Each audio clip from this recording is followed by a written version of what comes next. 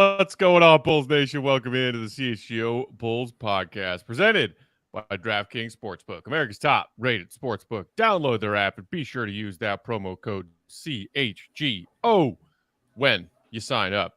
Happy Monday! I'm Peck. You can follow me on Twitter at Bulls_Peck. Joined with my guys, Will the Goat Gottlieb, Will_Gottlieb. He's got the emojis down there and everything.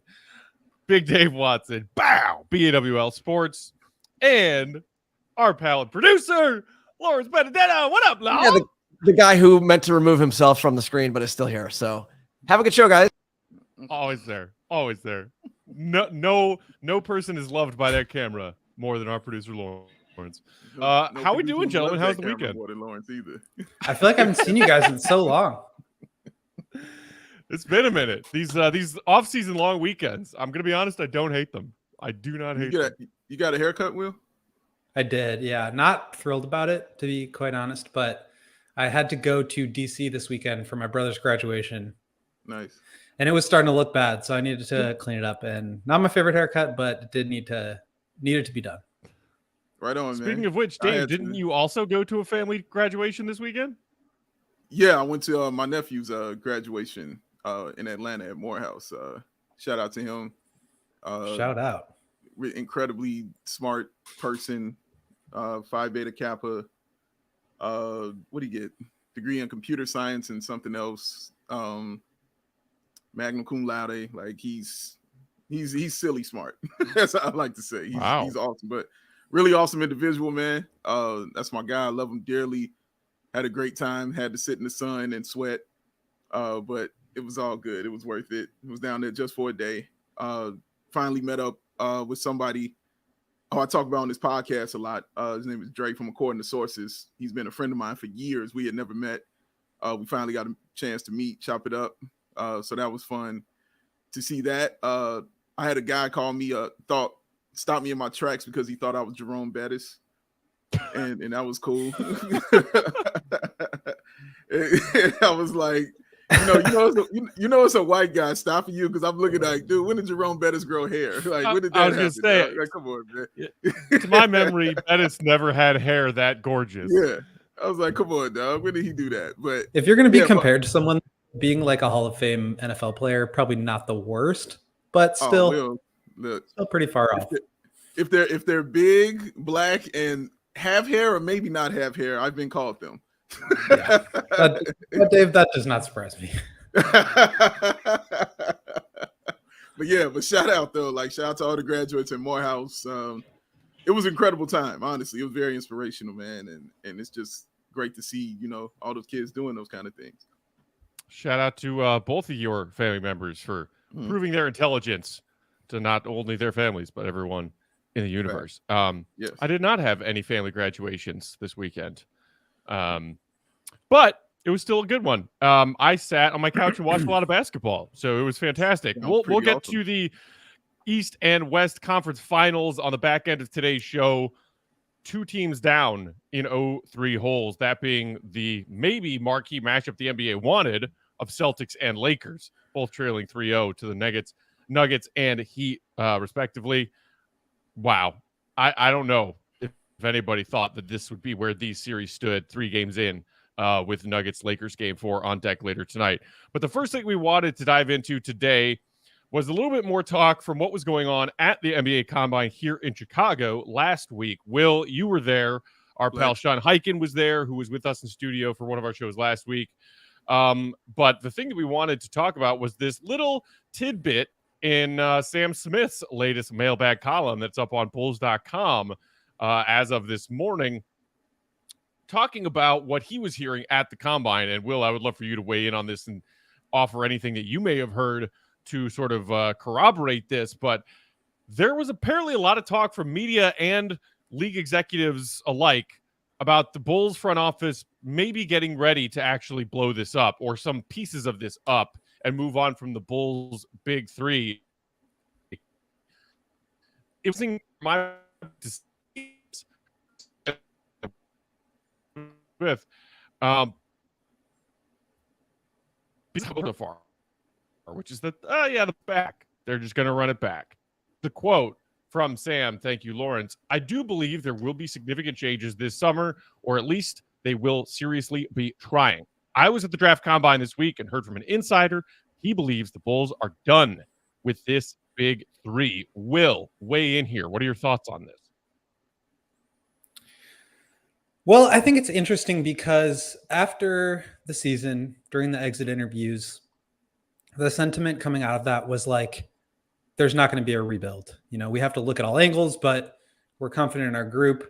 We were really close in that Heat game, and it just seemed like a rebuild was off the table, that like a full on, tear down was not going to happen. And I don't think that what Sam is sort of reporting here is necessarily dissimilar to that. Like, I think my read on this is that like the Bulls could move on from one or maybe two of those three, but that doesn't necessarily mean that there's going to be a full scale rebuild. So I think that as the summer has started to move forward and as the playoffs have kind of gotten into their groove and all of that, like you have to be sitting at home watching and just measuring yourself against some of these teams.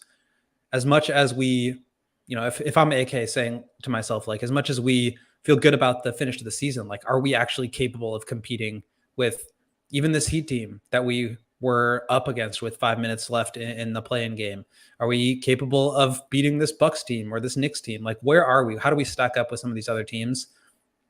Like we talked about right after the season, like, I don't think they were ever going to really show their hand.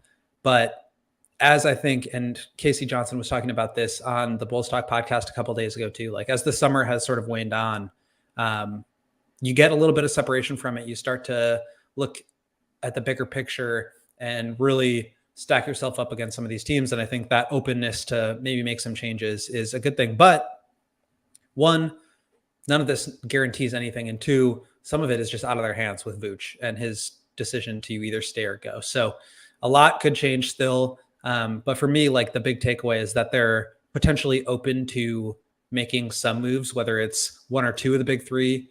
I think that's a good thing. I think, we've gone over it ad nauseum here, but they probably aren't good enough as currently constructed to get to this level to compete with some of these teams.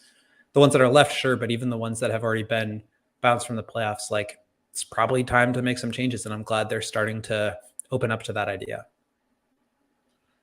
Yeah, I remember a long-haired, hat-wearing, very attractive gentleman who looks like Jerome Bettis saying the same exact thing weeks ago before the Casey Johnson press conference, continually saying there was going to be changes, like it was going to happen. They couldn't look at this team and not make any kind of changes. Like it was going to happen. These changes were coming. And so see Sam Smith say, I'm like, that's going to happen. I think, Will, you and I have different definitions of rebuild and what that entails. Like for me, it doesn't mean tear it down to the studs. For me, it does mean getting rid, even if you get rid of two of your big three, for me, that's a rebuild. That's starting over. Definitely. And I feel like that's kind of the way that they're leaning, towards. Or even honestly, if you get rid of DeMar, for me, that's a rebuild because that's getting rid of your best player. I feel like getting rid of your best player, your guy you depend on, you're starting over. Like if the Bucks got rid of Giannis, that's a rebuild to me. You're starting over. So that's how I look at it. But yeah, like they can't look at this and not make these changes. I just hold steadfast to that. You can't sit there and do that after you did that already. After you sat there and did nothing already. And you looked at it and it said, no, we're fine. And you were like, oh, no, you're not fine. Oh, no, you're not fine. They did nothing 3 times. You did nothing. You can't do that. No, absolutely not. And for me, it's magnified, Matt. The magnified nothing is more at the trade deadline. That was truly doing nothing. At least offseason, you can say, well, we added something. We added rebounding and we added a veteran guard. You can look at that and say that. But that's still nothing to us. But truly nothing at the trade deadline. Like absolutely nothing. And you can't go through that again. Like I won't believe don't have that level of intelligence. Like you can't convince me of that. So yeah, they're going to make these changes. Those things are going to happen. And I'm excited to see honestly what they look like going forward. I don't know either, Will, if I want them comparing themselves to Miami, because if that's the case, they could sit there and be like, well, dude, look what we were against Miami. Look what we did. We were right there. Oh man, maybe we should be okay. I don't want them looking at it in that fashion. I know that's not what you really mean, but that's how I don't want them looking at that, you know what I'm saying, in that real fashion like that, or comparing themselves to a team like Miami, who's on an unprecedented run right now for this NBA playoffs. But if you're looking at Milwaukee or Philly and Boston and stuff like that, you look at that and you can compare yourselves to that, because that's usually the top teams. But what Miami is doing is what Miami is doing. They're an anomaly every single year, because they can finish 1 or they can obviously finish 7 and still get to an NBA Finals. You know what I'm saying? With a bunch of dudes. Their highest drafted dude is Cody Zeller at 4. That's the highest draft pick they got on their team. You know what I mean? That's not normal. So that's why I don't want them even comparing or looking at who barely plays. The Heat are a whole nother world. They're in a whole nother stratosphere. And I was being facetious, to be clear, but like, you're absolutely right. Like, first of all, I don't know when it became like, I've been seeing this on Twitter a lot, and I don't know if part of it is just like, look how far the Heat got despite being down 5 with 5 minutes to go, or if it's, man, the Bulls had a real shot here to compete and beat the Heat, and maybe they would be in the final. Like, no. Okay, I don't know when like blowing a lead and losing to a team became something to celebrate. Like, that is just an absolutely absurd statement. And if that is the goal, then we've got bigger problems. But like, just no. Like, no, absolutely not. No. Mm-hmm. No. There's the Bulls have business comparing themselves to Miami to be like, oh, if we'd only won that play-in game, then maybe we are where they are. Maybe we capitalize on Giannis missing a couple of games of that first-round series, and maybe we figure out a way to beat the Knicks, who were mediocre at best in the second round, and maybe we get this Celtics team that has all the talent in the world but cannot close to save their lives on their heels like Miami does. No, the Heat have 3 things the Bulls do not: Jimmy Butler, Eric Spoelstra, and Pat Riley. They are not comparable at all, because of those 3 entities. So I sure as shit hope that the Bulls are not thinking that they could be where Miami are right now had they just managed to beat them in that second play-in game, because that's laughable. But at the same time, Matt, you never know. You just don't know. Did you have the Heat here? That's why I say you can't say that, because you didn't have the Heat here. You did not have them here. So that's why I don't think it's laughable. You didn't have him here, dog. Nobody did. The biggest Jimmy Butler stans didn't have him right here at this moment. So I can't accept that. I don't know about that. The biggest Jimmy Butler fans are quite brazen, Dave. No, they didn't. You know it. All of them have Milwaukee. Every last one of them have Milwaukee, dog. Every one of them. But coming into this series, though, after they won in after round 1 and round 2, it's up for grabs. The biggest Jimmy Butler fans coming into the conference final, and I guarantee you they were saying Heat and 4. And they might be right, which is the craziest part. Hey, I picked the Heat. I picked the Heat to win. I put my faith in Jimmy. I told you that. Go ahead. We're gonna get to that series a little later on. But to keep the focus on this Bulls talk at the combine, the other thing that Sam Smith said, and it was in response to he gave his thoughts on a couple of hypothetical trade ideas in his mailbag, and one of them was sending DeMar DeRozan to the Knicks. And we had talked as it was unfolding during the deadline during the season that there was maybe some Zach LaVine to the Knicks talk going on, and those talks eventually stalled and broke down. But maybe some draft capital, maybe Grimes, maybe quickly involved in a Zach LaVine trade. Somebody proposed one involving sending DeMar to the Knicks to Sam Smith, who said he didn't hate the idea, but he added this tidbit in his response to that. Thank you, Lawrence. Of the 3 main Bulls guys, I think that there's the most support internally for DeRozan, which doesn't mean it can't change. But I found that interesting, gentlemen, because I understand why, if this is true, why they hold that opinion, because DeMar is one of the most loved and respected players in the NBA, and he has come to Chicago and in 2 seasons been otherworldly, I think, compared to expectations, even if year 2 was not as eye-popping, breaking Wilt Chamberlain records good as year 1 was. But I think most people would look at, if you're going to go with a full-scale rebuild and blow up this big 3, that the piece that gets you the most is Zach LaVine, because he's got the most years left on his contract. and he's a lot younger than DeMar DeRozan. Mm-hmm. It's interesting to hear that if this is true, what Sam Smith said, the Bulls, if you're looking at these big three players specifically, that DeRozan currently has the most support inside the organization as far as if they're going to keep one of these guys. What do you guys think about that, Will?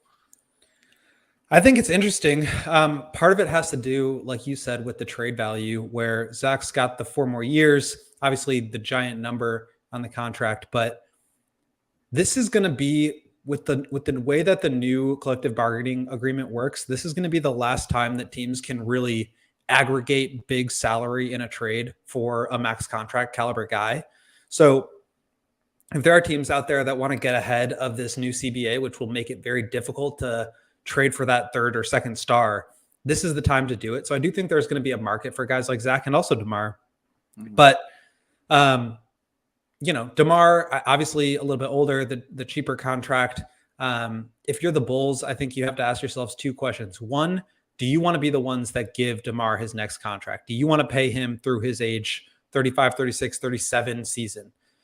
Because if you do, then you're looking at an extension after next year. And if you don't, then you probably have to try to move him now before, maybe you sign and trade him, or maybe you sign him to a deal that you can then move later. But if you don't want to be on the books for DeMar long-term, if you don't want to hitch your wagon to a 37-year-old in 2-3 years, then you have to start thinking ahead. And so I would flip it back to you guys by asking the question, do you think if you removed one of Zach or DeMar next year and you kept the vast majority of the team the same, or if you brought in roughly the same caliber of players, but like the core plus DeMar or the core plus Zach, who do you think leads you to a more winning season? Because I think this tells me the Bulls are interested in competing now, whether it's for the long term or not. Like, I think if you keep DeMar, you're giving yourselves the best chance at a higher floor, whereas Zach probably takes you up to a higher ceiling, but maybe the level of that floor could be up or down depending on whether or not he makes another jump, and what other assets you can get for him, what other help you can bring in alongside him. So I think it's an interesting question, but like, if the support is there for DeMar, I think that tells me, at least in the interim, they're looking more to try to continue to compete at that level while also adding, maybe some younger talent and some future assets, which I don't think is necessarily a bad plan. Yeah, I love how you worded that, Will. One being a higher floor and one being a higher ceiling. So I think it's about your preference, about what you want. And for me, it's Zach. I want Zach, just to answer your question. That's who I want. And I think I want to take chances with Zach. Who would lead you to a playoffs next year? Probably DeMar, if we're looking at it and being honest about it. But I want Zach. I want to ride or die with Zach LaVine. It's going to work or it's not going to work with him. I think it's time to just build it around him and see what you got. This is what you paid him for. Is it not? This is what you gave him the contract for, to be the man. Like, Zach LaVine's your guy. So build the team around Zach LaVine and let's see what you got out of Zach LaVine. I don't want to trade that within your prime years. I was fine with doing it at the trade deadline because we were trying to get into the playoffs and trying to win. And I'm like, cool, let's make these moves and you make trades for the future, get these young guys, fine, cool. They decided not to do it. We're in the offseason now. Well, fine. Well, let's keep him then. Now let's build around. Fine. You want to hold on to him? Let's build around him then. Let's build around Zach. I think trading DeMar, you can still get, obviously, a lot of good assets for DeMar DeRozan because he's DeMar DeRozan. He's still a walking bucket. No matter at the age of 33, 34 that he's going to be, he's still a fringe all-star who can still be an all-star. I'm talking about going into next year. He could be a fringe all-star. But for me, I think it's just time to build around Zach, man. I really do just believe that. Like, you put your cards in on him. You don't want to trade him, and you have the opportunity to do it. Just put the cards in on him, build around him, give him what he needs around him, and let's move on with that. Because I like the idea of a higher ceiling, Will, than I do a higher floor. I think you just hit the nail on the head with that last thought, Dave. Build around Zach, giving him what he needs, which currently this Bulls roster does not have. Right. Can you get Zach a true point guard to play with, to take some of the playmaking burden off of his shoulders? so that we don't have to deal with questionable decision-making in crunch time, Zach. That we don't have to deal with turnover-prone Zach. And more two-way players, for the love of God, who can make up for some of his deficiencies on the defensive end of the court. If you get him pieces like that, he is a piece you can build with and around, because he has something that DeMar does not, which, as we watch these NBA playoffs, is more important than ever. And then we'll take a break and get to conference finals in the East. Dude can shoot threes and make threes at a ridiculous clip and a ridiculously high volume. Look at what's happening in this Heat-Celtics series. It makes no sense. But you know what? Heat are reigning from three, and the Celtics aren't. And that's why the Heat are up 3-0. That's something Zach will always be able to give you. And he's younger. So, yes, I agree with you in that respect. It makes a lot of sense. But you need to put better pieces around him, more complementary pieces around him. All right, let's take our first break. We come back. We'll dive into these Eastern Conference Finals and then get to the West. While we're doing that, if you're watching along on YouTube live or catching the replay on YouTube, hit that thumbs up button. We really appreciate it. And, of course, make sure you are also subscribed to the CHGO Sports YouTube channel. Big Dave. Yeah, so, the other reason I went down to Atlanta was to see my man, Baby Joe. He told me he was going to be down there. So, went down there to check him out, walked into his hotel suite, because he had a suite, of course. Walked in the suite, and he wasn't there. So, I looked on the bed, and on the bed there was a long stem rose. There was a bag of hair clippings that said GOAT on it. And then there was a note. And I opened the note, and it said, they never understood.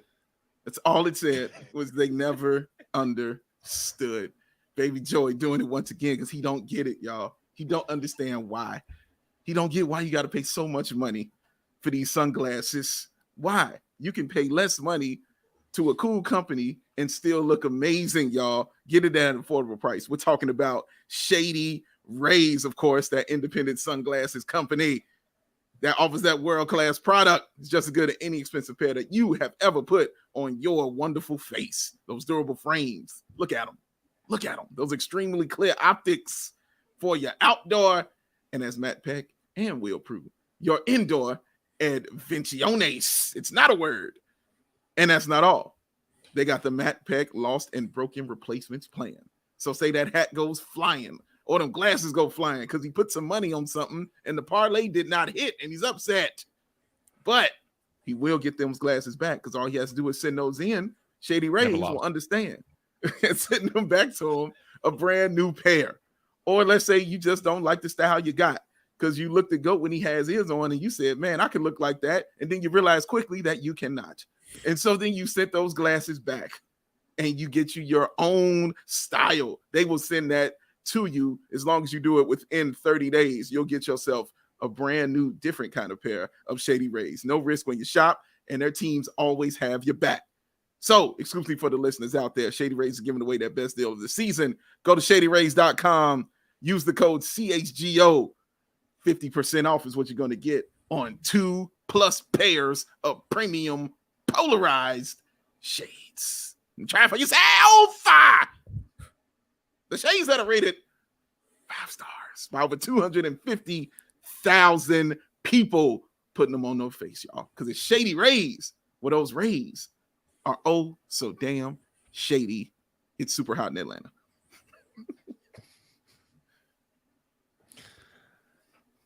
Will, you ready to talk some ComEd? Hey, Matthew. Yeah.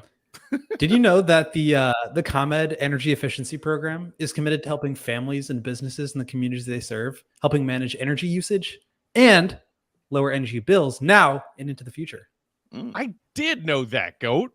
ComEd offers a wide variety of incentives on lighting and other efficiency upgrades to commercial, industrial, and public sector customers of all sizes across their territory, in fact. ComEd also offers the free facility assessments that can help find energy-saving opportunities like for HVAC systems, commercial kitchen equipment, and industrial processes. Quick question. How does it work? Well, let me tell you, William. An authorized engineer will work with you to develop a detailed assessment plan specific to your goals and your needs. Just like Dave's goals and needs involve keeping cool down in hot Atlanta over the weekend. Sorry. These can be done in person or virtually and last approximately 2 hours. Then within 3 to 4 weeks, customers will receive a report detailing energy efficiency projects they can start working on immediately. Each recommendation will include estimated energy savings, cost savings, project costs, potential incentives, and simple payback plans. If you own a business, don't wait. Get started saving money and energy today. For energy saving tips, lighting incentives, or to schedule your free facility assessment, go to ComEd.com/poweringbiz. Oh, sorry, I just lost my focus for a second. Did you say ComEd.com/poweringbiz?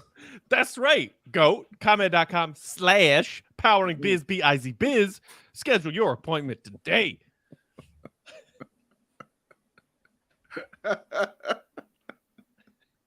I feel some kind of way every time I hear slash. I'm like, is it a good thing what I've done? Is it a good thing what I've done and unleashed upon CHGO Bulls?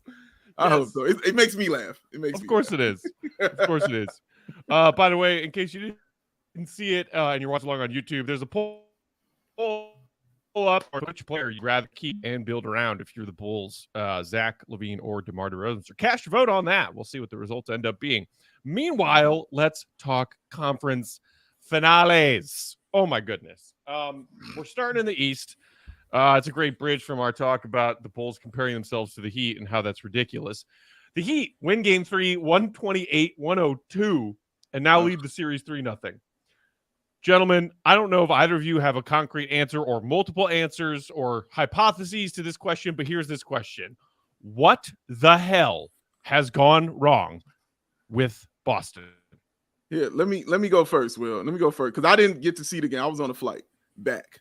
So I know this is your guy, so I'm gonna get out the way. But I saw one thing when I landed, and I looked at one thing and one thing only, and this told me the whole game. 1 of 14 from 3. That's Jason Tatum and Jaylen Brown combined. 1 of 14 from 3. This told me everything I needed to know. Ridiculous. They should be ashamed. They should be embarrassed. I don't see how if they get swept, I don't see how you keep this together. Honestly, something's got to go. All right. Something has to go, and it can't be another coach. You're on your third one. So something else has to change, man. You get swept in the conference finals, bro, after you were just there in the championship by a 7th seed and the team that you just played. No. Something has to change if this is going to go down like this, man. That is absolutely pathetic. And then after Tatum calling himself the best player in the world, humbly speaking, well, not humbly speaking, that's trash now, bro. She don't look good saying that.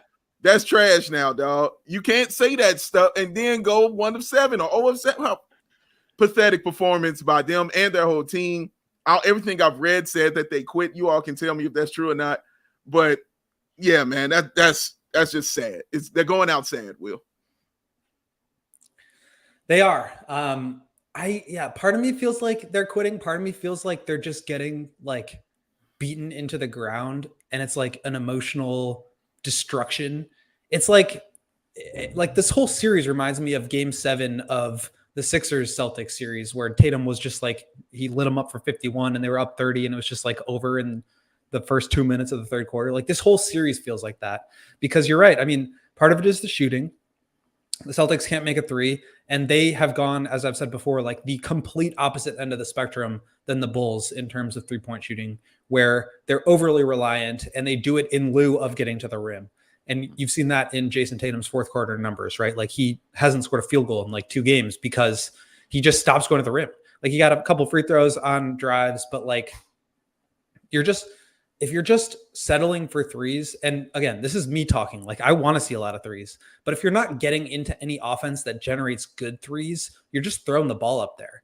And that's chance. That's not good offense. So I think that they have just completely lost direction. They're kind of aimlessly trying to figure this out on the fly, whereas the Heat are just surgical right now. They know exactly who they are. They know exactly how they want to play, and they're getting a superstar, super duper star, like caliber playoff run from Jimmy.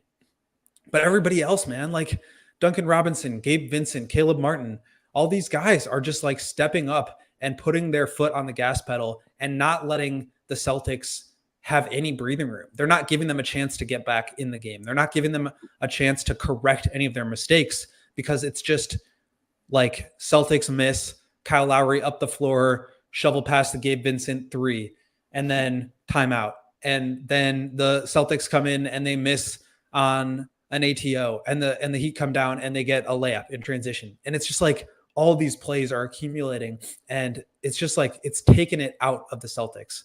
And I don't know if it's coaching. I don't know if they have just given up on each other.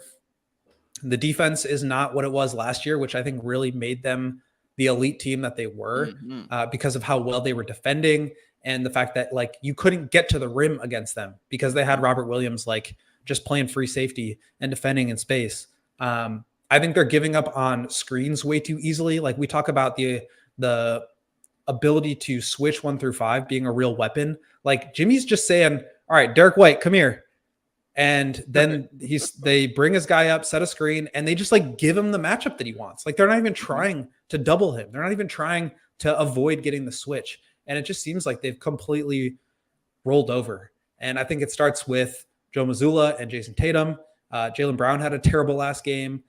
They just look aimless. They look like they don't want to be there. And Miami, on the other hand, like I want to discredit the Celtics for how poorly they've played and how much they've underperformed, but you also have to at the same time credit Miami for how well they're playing. They're getting everything and more that they can out of this group. Eric Spoelstra is a genius. He's having as good a playoff run as Jimmy is.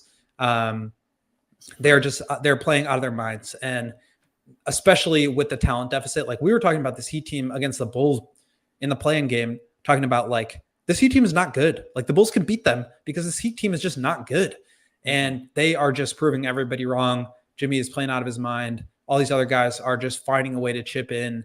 They're defending at a super high level. They're not giving anything away. And it's a beautiful thing to see, because it's like, it's kind of, I think, the ultimate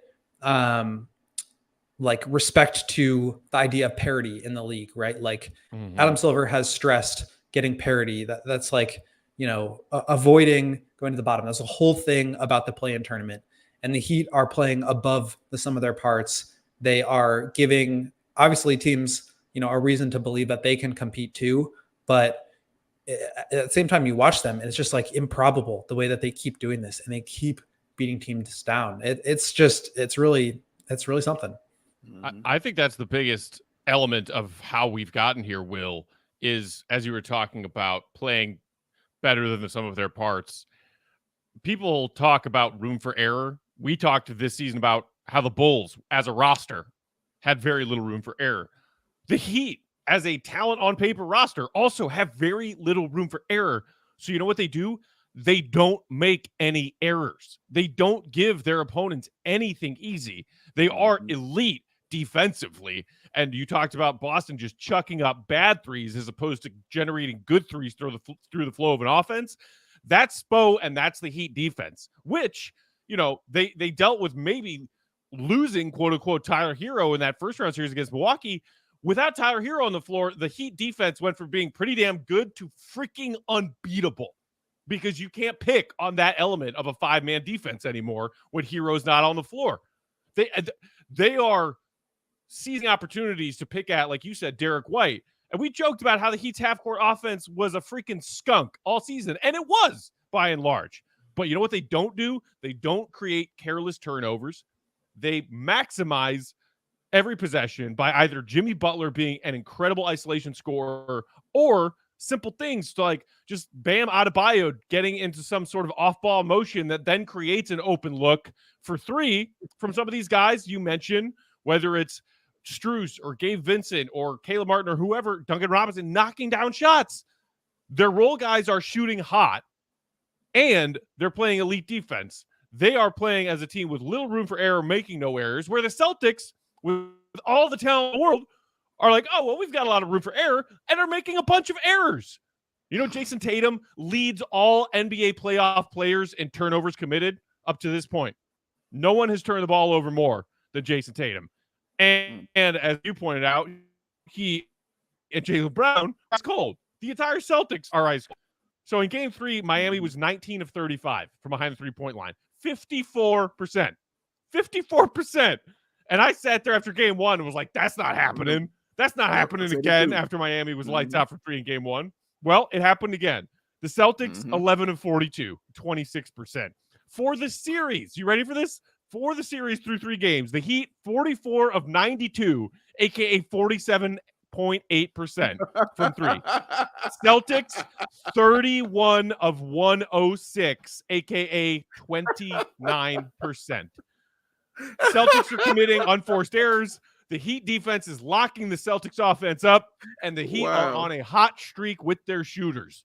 All of that, plus Spo instead of Mazzulla.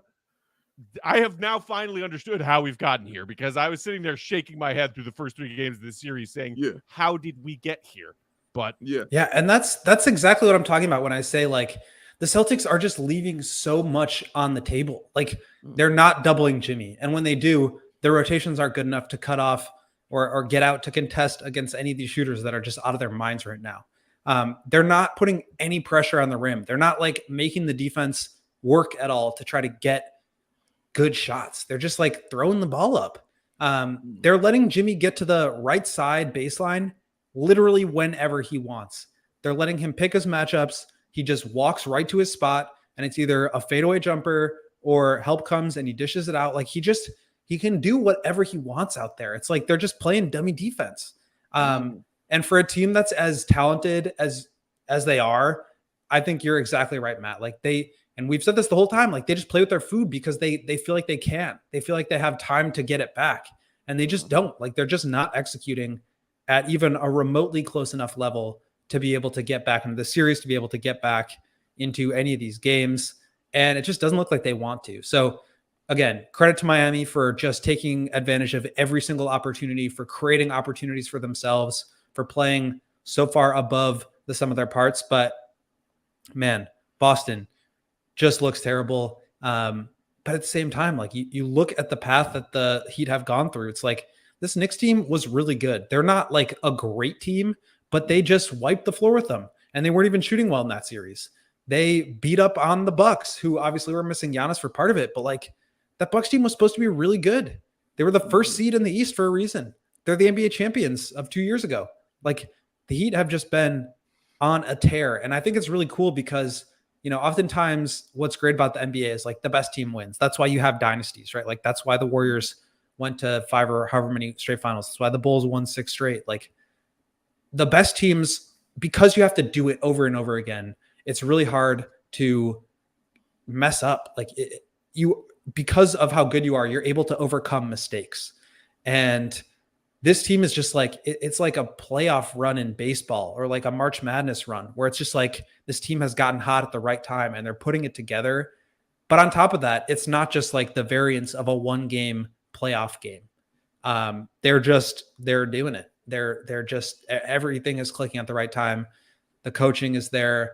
You can see the fruits of Heat culture. Like, I know that term has been thrown around a lot, but like, all these guys just like do not shrink to the moment. They're out there hitting huge shots in huge moments. They're defending their tails off against humbly all NBA players. Like, they're just doing everything they need to do to get these wins. And it's really impressive. I mean, when's the last time an 8th seed has made the finals? Has that ever happened before? I'm not even sure. 99 New York Knicks. Yeah, I was about to say, I remember them Knicks team did it. But that was the only other time. That was right, and that was a strike short. Okay, so 25 years ago.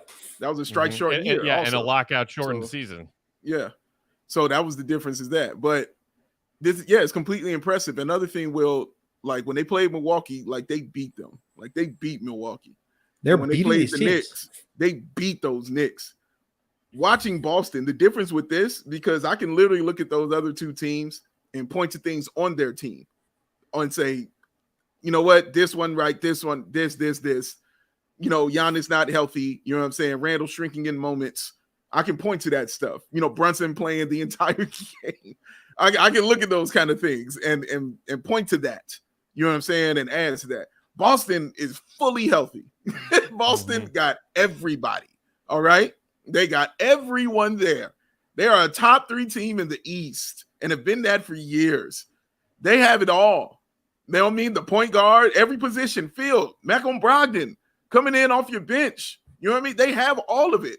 The biggest thing last year was exactly the biggest thing last year is Robert Williams being injured. He's been awesomely healthy. You know, still having Al Horford there again. They have it all, and they are getting trounced. And you guys said it a lot about them playing with their food, and it was completely factual.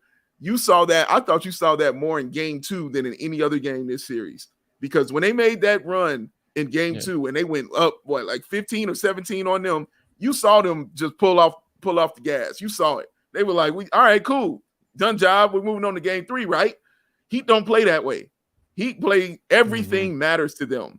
As I say, I used to say this on Ball all the time, is I love teams that use every part of the buffalo.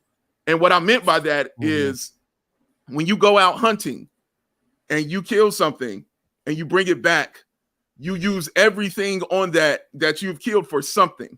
So when you kill that buffalo, that's dinner, that's breakfast, that's lunch, that's clothing, that's accessories.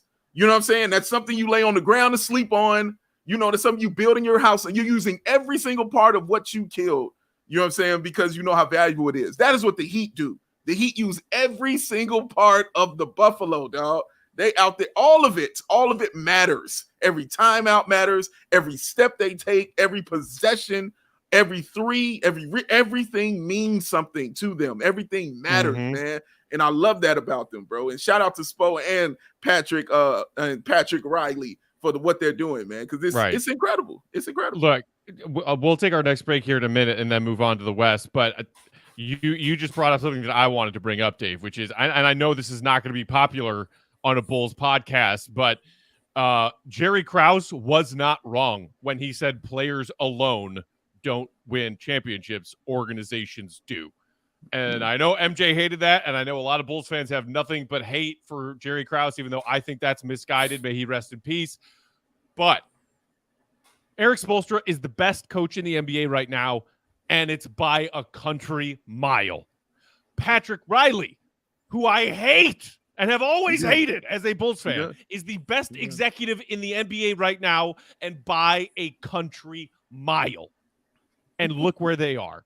And meanwhile, look, you said at the beginning of us talking about this, Dave, what the hell happens with the Celtics team if they get swept by a 7/8 seed in the conference? Something's got to change. Do they blow this up? You talk about playing with their food. People are pointing a big old finger at Joe Mazzulla right now, who doesn't even know to call a timeout when his opponents go on an 8-0 run. And that's true. However, this same core of Celtics players who have been playing together for the better part of a decade now, they did this. Not just under Joe Mazzulla this season. They did this under Ime Udoka. They did this shit under Brad freaking Stevens. They did. So you got to wonder, maybe it's those players who are having this issue, and maybe they haven't found the right coach to get that group to play to the height of their capabilities, but certainly none of the previous 3/current one have succeeded in doing that. Meanwhile, the Heat are getting just the nastiest, crustiest, stalest lemons and making the most delicious freaking lemonade. It's wild. It all matters, baby. It all matters. All parts of the buffalo, baby. Oh, crusty lemons. All parts of the buffalo. Crusty lemons. That's what we should call our next Bulls podcast. Crusty freaking lemons. All right. We'll take a break, then we'll come back and dive into Lakers Nuggets. Game 4 of which is tonight, just a few hours away. Oh my gosh. Woo! But first, Big Dave, tell the people about Foco. I'm scared of this next segment because I already know what's about to happen. Y'all stay tuned. Foco, ladies and gentlemen, get fitted out in that best sports gear around. And who you get that from? You get that from Foco. They got the hoodies, they got the shoes, they got the signs, they got the bobbleheads, and everything in betwixt. It's springtime, y'all. Baseball season's going on. White Sox are winning now. Yes. Oh, my God. Our first sweep of the season. Shout out. Oh, it feels so nice. It's spring. Baseball's going. So that means you can go out there in your Aloha shirts, get your straw hats, get your polo bag, get your bags, everything that you're going to need to enjoy the game, whether you're on the north side or the south side, y'all. They got you covered either way. And also, when we're on set, just look behind us, man. I know it's hard to take your eyes off of all this right here, but if you look behind it, I'm telling you, the set design that they're going to have. That is beauty, baby. Oh, you better drink it in, baby, because it goes down smooth. Ow! But that set design behind us, Foco hooked us up, set us up, man. Show them some love, man, because they show us love. So you show them love. And Foco.com is where you can go. Or click on the link in the description below. That rhymed. For all your non-pre-sale items, use that promo code CHGO, and that's going to give you 10% off because it's Foco. Faux show. Just a quick reminder to all of our members of the CHGO Bulls family out there and our CHGO family that if you've been on the fence or haven't committed for whatever reason to becoming a diehard yet, now is the time. And there are plenty of reasons why right now is the time. For example, reason 1A, the draft database for the 2023 NBA draft that is up on allchgo.com right now, courtesy of our guy Will Gottlieb, for diehards only, baby. Diehards only. That's that premium content.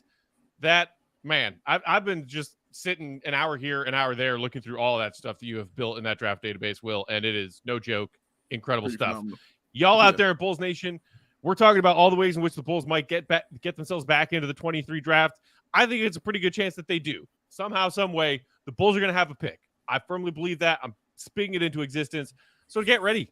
Get ready for it with this draft database for diehards only. Plus, a fresh Bears season is going to be here sooner than you know it. Week 1, Bears hosting Packers. You know what that means? CHGO tailgate. It's going to be off the hook, as the young people say. I don't know. Do young people still say that? Off the hook as opposed to lit? Either way, if you're a diehard with us at CHGO, you get discounted tickets to that tailgate, just like you get discounted tickets to every event we do, going to takeovers at the UC, Bears tailgates, ballpark hangouts, plus discount on all of that wonderful, wonderful merch at the CHGO merch locker. You get a free shirt, pick a shirt, any shirt when you sign up to become a diehard, plus that awesome gift pack with your official CHGO diehard membership card on it, a bunch of CHGO diehard stickers in there to put on your beer fridge, to put on your golf bag, wherever you want to put them, on your laptop. Plus, every single time you shop at the CHGO merch locker, 20% off that order for diehards. Sign up to become a diehard today. allchgo.com/diehard. Do it. Do it. All right, y'all. Nuggets Lakers. Game 4 is tonight. Game 3, Nuggets took 119-108 for a 3-0 series lead. I'm sure you guys have some thoughts on people talking about Jokic sort of being kind of quiet in parts of game 2 and then parts of game 3. Only had 24 points, 8 assists, which for Jokic is like a terrible night. But I think that what you need to highlight is the fact that Jamal Murray, my God, it's like not just a Robin to the Batman that is Jokic, but sometimes he can be the Robin if it's best for the team. He can be the Batman if it's best for the Nuggets for him to be the Batman. And Jokic said that himself after their game 3 win in the fourth quarter, where Jokic wasn't scoring a lot, but he and Murray were running that 2-man pick and roll action, and it just resulted in a good look for somebody, one of them or one of the 3 guys on the floor with them, and they picked the Lakers apart and finished on a 26-14 run to win that game and take a 3-0 lead. This Jokic-Murray combination is so fun to watch, and it is damn lethal. And that's what I think all of these teams need in the playoffs. And it's, I think, something that the Bulls have kind of missed over the last year and really beyond that, is just like not just a superstar player, but a superstar action that you can go to every time that you can down the court, especially in these like high leverage fourth quarter minutes, fourth quarter possessions to get a good shot. Whether it's a shot for Jokic, whether it's a post up, but just this Jokic Murray pick and roll or these dribble handoffs that they run, with both of those guys being as talented as they are, but to your point, Matt, playing off of each other so well to where you just have to make decisions that you don't want to make as a defense. It's similar to Draymond Steph pick and rolls, where they would run those in the pre-KD days, or even during KD and last year during their run to the finals. Like, there's just no answer for these things, because if you double Steph, you're getting a 4-on-3 situation where Draymond is either getting a dunk or getting a kick out pass to Klay Thompson. You know, it's like, how do you defend that? Okay, you want to drop off a Steph and let him shoot a three? Do you want to go over and let Steph get all the way to the basket and just toast people who are switching onto him? Do you want to switch and put that center on an island? Like, it's the same thing with the Nuggets, where like you can't switch it because Jokic will put you in the goal, or just do something mean to you because he's a nasty dude. You can't double Jamal and give Jokic runway. You can't let Jamal go by himself because he'll pull up or he'll get all the way downhill. It's a very similar situation, and I just don't know that there's an answer to it. And that's why this Nuggets team, I think, is so good. Obviously, we've talked about this before, where they're, I think, constructed in such a way that fits and optimizes Jokic in every capacity. But I think it's more than that. I think it's that they optimized around that Jokic Jamal Murray pick and roll, where you have shooting, you have defense, you have elite shot creation, you've got depth, you've got playmaking. It's like synergistically perfect around those two guys. The action is perfect. It's impossible to defend. The floor spacing around them is just insane. The defense and versatility, the shooting, it's just like, it's a well-oiled machine. And I think you also have to give them credit for being able to like figure things out, whether it was like putting Rui Hachimura on Jokic and having an answer to that. It just seems like they are, like, Mike Malone's having a really good postseason. I know obviously Spoelstra's getting sort of all the headlines there, but he's just playing at he's coaching at a super high level, I should say. And it feels like everything is clicking for this team.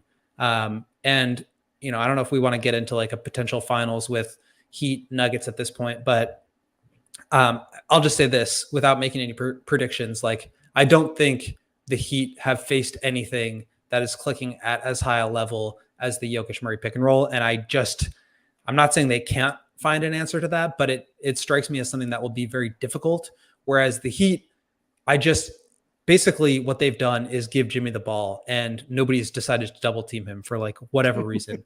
But like, if you have just Aaron Gordon and help, like, what are the Heat going to do against that? You're going to rely on hot shooting from everybody else? Maybe. But I think that the answer to that question is easier if you're the Nuggets than it is for the Heat to try to solve the Murray Jokic pick and roll, because that is just a machine. Yeah. I want to get into that. I want to wait till everything is, but that's kind of where my mind was, Will, when Matt and I were kind of discussing this as well. Like, that's exactly where we were on this. Man, a couple things. So after game 2, when the Nuggets won, and I was listening to them talk after the game about not getting respect, and listening to what Mike Malone was saying at that press conference, which was hilarious. I was like, wow, they are really talking like this series is over.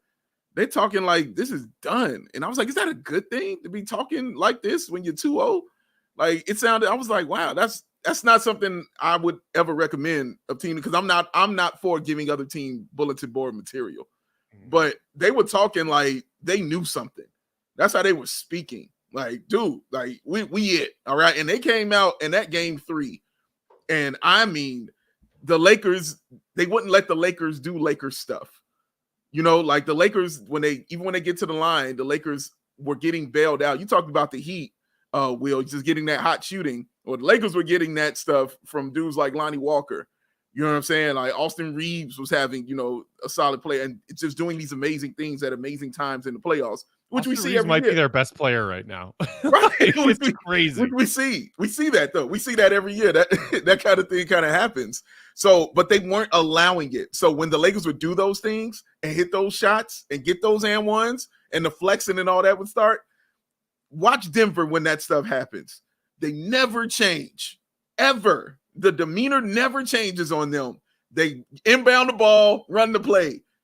That's all their next play, next play. That's just like the Heat. It's all next play. They don't complain. They don't yell. Nothing. It's all next play. Let's get down the floor. And that's what it was. So as soon as that game got close, next play, get down 3, get back, defend, next play down, another 3, get back, defend, next play down, bucket inside. They are just vicious at that. And so they have conquered the mental aspect of that. Because when you get that mental going along with that talent, oh my God, it's everything what Will is saying when you do those things. The other thing, go ahead. No, well, I was just going to say it's funny that how we've gotten here as far as, despite the fact that you say they feel disrespected, and some people would say, well, I mean, they're a 1 seed. Why? How can a 1 seed who was the 1 seed in the West all season be disrespected? Well, it's because a lot of people picked the Lakers to win this series. Exactly. Oh, you got LeBron and AD. Yeah, LeBron and AD. And like after game 1, it was like, oh, we found something defensively, right? That's what everybody was talking about. That's why Michael Malone was pissed off. And then game 2, down the wire, you're thinking, oh man, Lakers are going to get this. They're going to LA with lit, and then that means Lakers in 5 or Lakers in 6. And then Jamal Murray was like, here's 23 fourth quarter points for you. I asked, no. We're up 2-0. Not a split. We're up 2-0. And 2-0. Then game 3 could go either way. 7.5 minutes left in the fourth quarter. I think it was a pair of Rui free throws give the Lakers a 1-point lead. 7.5 to go. What happens? The Nuggets, like you just said, offensively, a freaking virtuoso. Just beautiful ball movement, beautiful player movement, good looks inside, good looks outside, and then getting stops and not letting the Lakers get into their offense on the other end, and they win game 3 running away. So you're right, Dave, to point out that it's weird that they're like, yeah, they're talking like the series is over after game 2. They clearly have the confidence, but not only the confidence, poise that you were talking about in those moments to be like, oh, do we need some epic hero shit right now to win game 2? Cool, I got you. Ooh, we in a tight game in the fourth quarter of game 3 on the road? Need this? Yeah, we got this. It's like, yeah. And it's got to be so disheartening if you're the Lakers. Every time you think you're on a roll, every time you think you're seizing control of the game, the Nuggets are like, no. Arguing. Nah. There's no defense for greatness, period. It doesn't exist. I don't care what you do. It doesn't exist. The other thing I wanted to say was we talked about Jokic and that game he had in game 3. It didn't matter to me the game he had early on. And also he had 4 fouls. He was playing against 8 players. Let's be real. Because that one foul, oh my God. I was like, come on, dog. Like, how egregious are we going to get out here? 100 free throws tonight. 100. Refs are like, we did our job. What you want us to do? You know why, ref? Because there's no defensive greatness. You know, as my uncle used to say, man, they can't call foul on a jump shot, man. Ain't nothing they can do with that. So the other thing about Jokic, though, yeah, he did that. But when they had to have it, the fourth quarter, they had to have it, 15 of his 24 in that fourth quarter. That's what you're supposed to do as the man. Because remember, Jamal Murray did it in the first quarter, basically the first half. You know what I'm saying? For that team, it was Murray and he scored 7 points after that. You know what I mean? He ended up with 37. So after that, it's the Jokic show in the fourth quarter. It's time to close it out. You're the 2-time MVP. It was the first time I saw him show emotion as well on the floor because he hit a bucket and went back down yelling. And I hadn't seen him do that regular season or playoffs. I hadn't seen him do that. They know how close they are. They know that they're right there, man. And it's one more game, and I don't think they're going to let it down, Will. Yeah, I feel like for both of these series, the outcome feels pretty secure at this point. Obviously, I don't think anybody's ever come back from 3-0. I already booked my flight to Denver for games 1 and 2, Will. Yeah, I'm going. It's happening. But like, even if you just put like the series record out there, it obviously seems like insurmountable. But if you actually like watch these teams, like they're just defeated. They're just done. And I think it's a credit to obviously the winning team for just not only just like playing well enough to be in this situation, but for removing hope from these teams. I think they've just like taken it out of them. And after that, it's just hard to come back from it. Last thing, gentlemen, I did want to quickly touch on this at least to get your thoughts on it. I am astounded until I remind myself that NBA Twitter is mostly dumb people.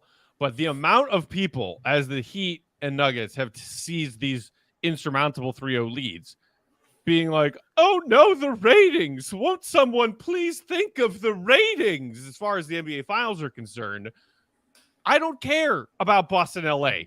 I know that that's what built the NBA's popularity in the 80s until MJ came around, but who the F cares other than Celtics fans and Lakers fans?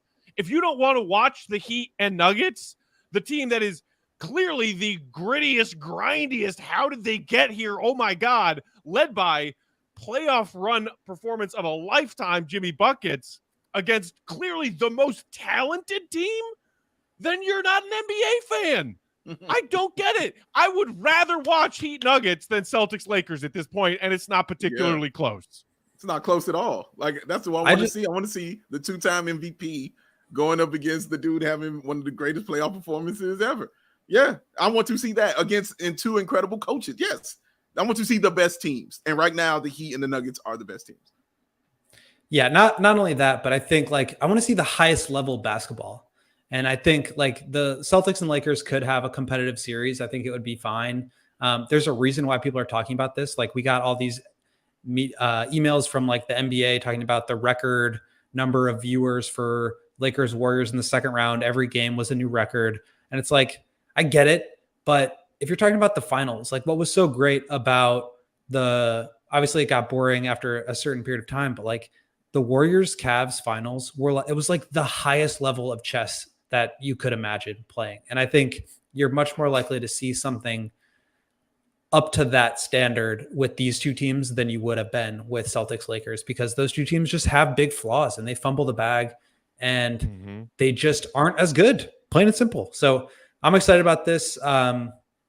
Obviously I want to see Jimmy succeed at the highest level. But I'm a huge Jokic fan. I'm a huge Jamal Murray fan. I just think this series is going to be a really good one. It's a contrast of styles. It's a contrast of just like programs in general. I think it's going to be really good basketball. And it's like, that's kind of the beauty of parity, right? Like if we're aiming for parity, then we got to get some of these different teams in there. Yes. Yeah, keep it interesting. And that's I saw somebody tweet about this after the Nuggets took the 3-0 lead, assuming that they do close out the Lakers and eliminate the Lakers, whether it's tonight in game 4 or game 5. Then between Miami and Denver, we will have had 5 different NBA champions over the past 5 seasons. Wow. You had Toronto in 19. You had the Lakers in the bubble in 20. You had Giannis in the Bucks in 21. You had the Warriors last year. And very, very likely another different NBA champion will be crowned this season. How, as an NBA fan, do you not enjoy that unless you're rooting for a dynasty of your team as a dynasty? Seriously. And watching a team that hasn't been there before, I'll go to their first ever finals. You got to want to see that stuff. Like, I love that stuff, man. I remember when the Bulls had never been and they went to a finals. It was amazing. Golden State had never been and I went to a finals. It's amazing. Like, I remember that, just watching that, and seeing how it grew. Do they complain about Golden State's ratings anymore when they got there? No. So it's okay to start new trends. This is what happens when you win 2 MVPs. You might mess around and be a good team. It happens. You know what I'm saying? So, yeah, guys, I like to see it. Love it. Can't wait. Oh, God, I want the sweep so bad. Let's go. I got to get ready to watch this game. Oh, my God. Thank you, everybody, for – yeah. Matt, but before you watch the game, the KG Joe Kim Noah podcast has dropped, sir. Oh, my God. Dude. Okay, well, I'm going to do that. Well, I get some laundry in, and then, because they put out another teaser, like longer teaser one on YouTube this morning when I checked, because they were like, it's dropping Monday. And then I was like, this is not a full episode. How dare you, sir? How dare you tell me it drops Monday when it is 11 a.m. on Monday and no such episode has been posted? Well, thank you for letting me know. It's out there. Maybe we'll talk about that tomorrow. Could be. Yeah, I'm excited to see their full conversation.